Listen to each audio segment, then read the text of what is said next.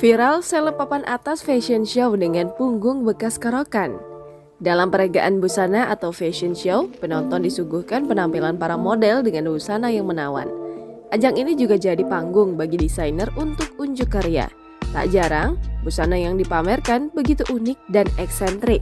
Sebut saja Victoria's Secret Fashion Show yang selalu membawakan tema pakaian dalam berbeda setiap tahunnya. Ada pula gelaran New York Fashion Week 2022 yang dipenuhi nuansa groovy dan monokrom.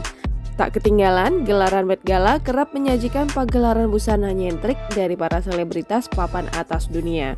Tak jarang, tren dari fashion show kerap menarik minat para warganet dan jadi bahan pembicaraan di media sosial.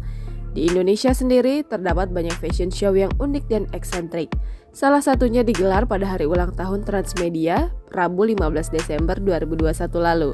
Fashion show spesial ulang tahun Transmedia tersebut membawa konsep yang membuat para penontonnya takjub.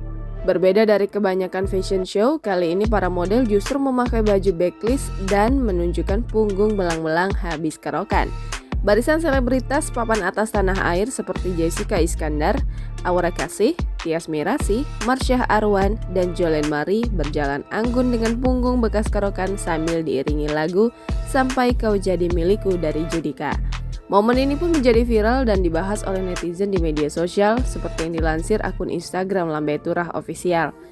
Bukan sekedar peragaan busana biasa, tanpa malu para selebritas tersebut berhasil membuat tren baru dengan memamerkan kerokan. Fakta menariknya, kerokan memang menjadi budaya Indonesia turun-temurun yang kerap dilakukan terutama apabila sedang masuk angin atau nggak enak badan karena dipercaya dapat mengobati gejalanya.